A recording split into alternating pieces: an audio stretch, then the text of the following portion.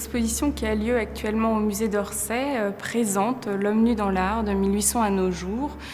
dans un parcours qui se veut thématique et non chronologique, c'est-à-dire que nous déroulons le fil de plusieurs thématiques qui se trouvent sur ces 2 siècles et qui ont une cohérence pendant ces 2 siècles en proposant des confrontations entre les périodes et entre les disciplines. Donc il y a beaucoup de peintures mais aussi des sculptures et des photographies.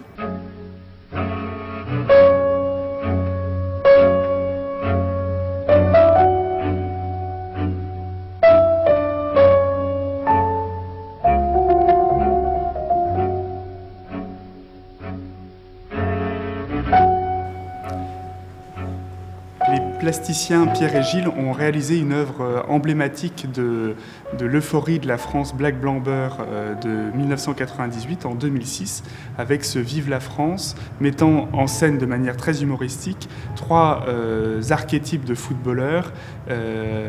nus, le pied sur leur ballon, et incarnant les héros modernes qui avaient été tant célébrés dans une espèce de communion nationale dépassant justement les origines ethniques de la France. Donc c'est avec ce clin d'œil qu'on voit la persistance, si ce n'est la résurgence, d'un certain modèle de héros dont le corps est quasiment parfait. Et c'est comme ça qu'il a semblé intéressant de rapprocher cette œuvre contemporaine de la manière dont étaient glorifiés les héros depuis l'âge néoclassique et comment ces canons de beauté hérités de l'Antiquité ont été réadaptés à l'aune de l'athlète moderne dès l'entre-deux-guerres et dans le contexte justement d'affirmation des nationalismes, et comment, en retournant un petit peu cette question de la nation, il ressurgit dans nos sociétés contemporaines et archimédiatiques et publicitaires.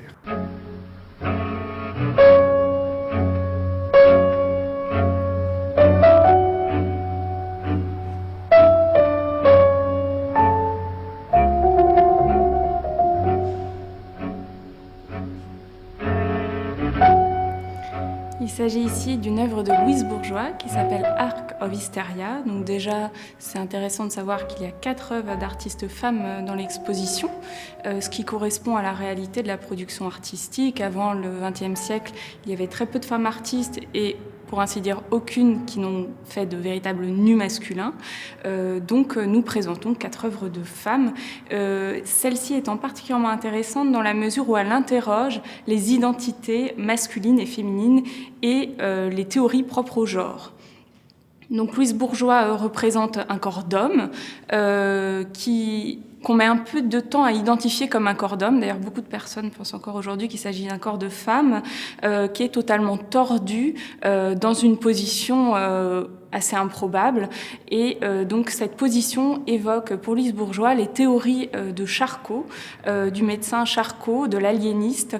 concernant la pathologie de l'hystérie. Donc il a publié des ouvrages avec des planches illustrant les différentes phases de cette pathologie qu'est l'hystérie, qu'il considérait alors comme une pathologie uniquement féminine. Donc ici, Louise Bourgeois renverse cette théorie en affirmant qu'il existe une hystérie également masculine et elle illustre la première phase, dite phase des contorsions, durant laquelle le corps décrit un arc de cercle et se tord totalement.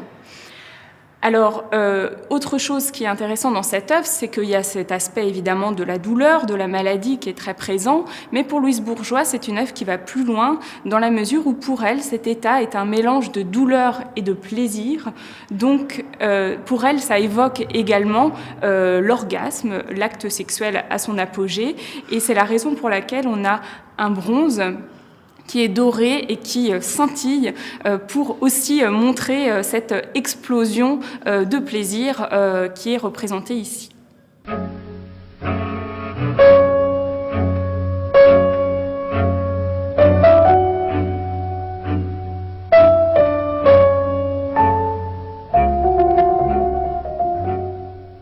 La figure de Saint-Sébastien est incontournable dans une revue sur l'homme nu sur une longue période, puisque c'est très rapidement le personnage religieux qui va être un prétexte à représenter un corps à la fois souffrant et magnifié, puisqu'il s'agit par ce corps de représenter un saint qui survit à son martyre. Et ce thème, en fait, va parcourir les siècles et notamment va retrouver toute sa vigueur au début du XXe siècle chez le peintre mexicain Zaraga. Zaraga qui est formé au Mexique mais qui très vite va faire plusieurs voyages en Europe avant de s'installer définitivement en France dans l'entre-deux-guerres, où il se rendra tout à fait célèbre en rénovant l'art de la fresque, notamment à la légation mexicaine de Paris, ou dans la crypte de Notre-Dame de la Salette à Suresnes. Ici, on voit donc un Saint-Sébastien dans une forme néoclassique tout à fait épurée, où le corps est particulièrement magnifié et où la figure